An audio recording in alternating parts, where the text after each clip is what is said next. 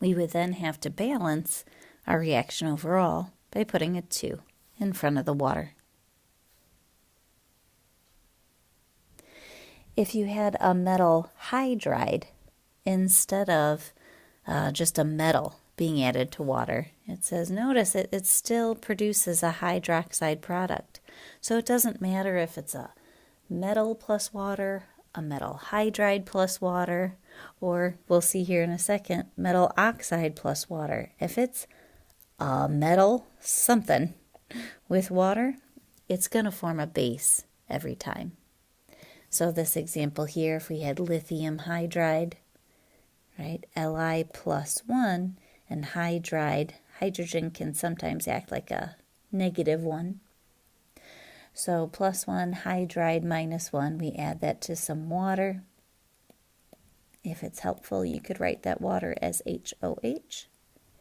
You're going to get that basic product, the lithium hydroxide is going to form. And then, so this guy, lithium, goes with hydroxide, and our two hydrogens come together to form our hydrogen gas.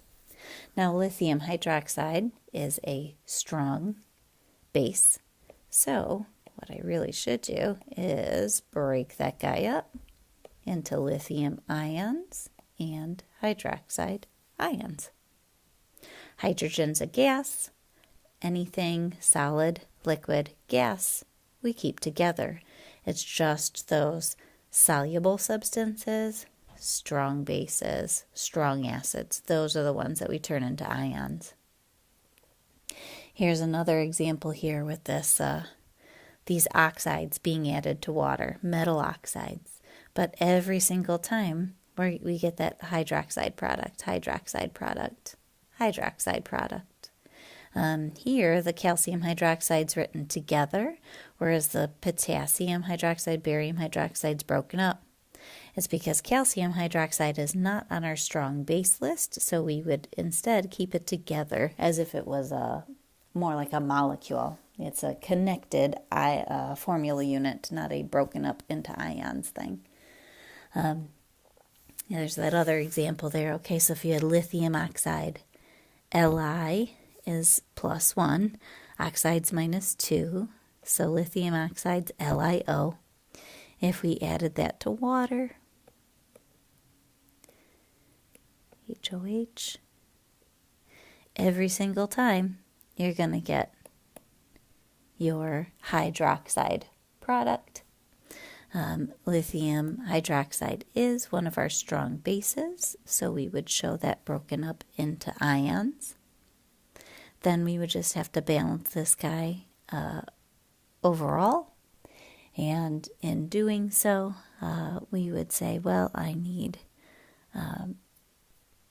2 Li's. I need 2 O's and 2 H's to balance out my 2 O's and 2 H's that I've got over there on that side. If you have non-metal oxides plus water, so all the ones we have been doing are all metal oxides plus water, metal hydrides added to water, just plain old metals added to water. We get a hydroxide product, a base, every time.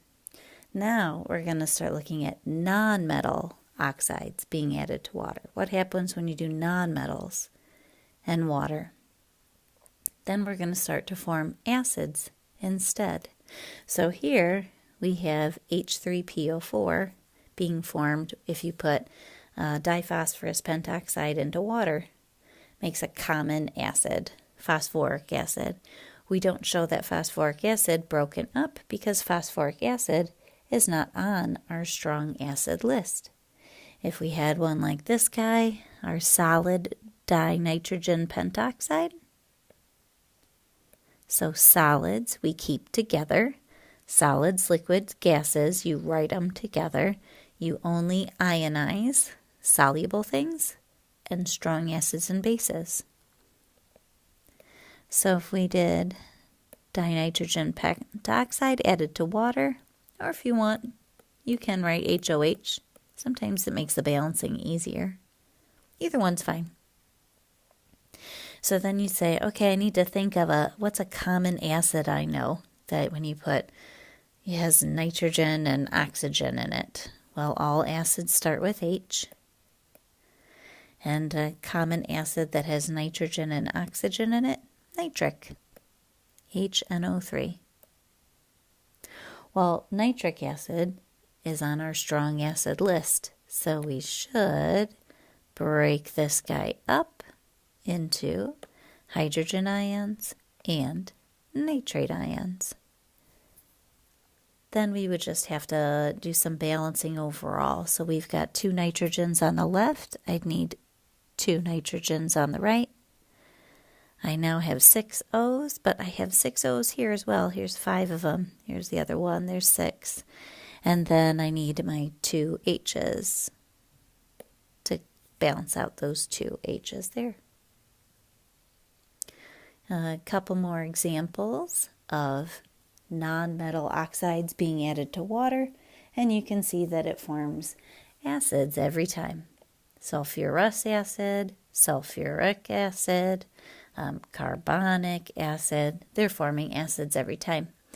There is some finessing that goes on here, like how would you know that SO2 plus water makes H2SO3 and not H2SO4? H2SO4 is a little bit more of a common acid, so how would you know? Honestly, it just comes with some practice. That's all. And that's one of the reasons we do this earlier in the year, just to get your eyes used to seeing some things. H2SO4, when it splits, when you go to break up the H2SO4, let me write it like this here. When you split it, rather than splitting it like this, 2 H pluses and 1 sulfate, the better way to go when you're splitting sulfuric acid is to just break off one of those H's and then leave an HSO4 with a -1 charge instead.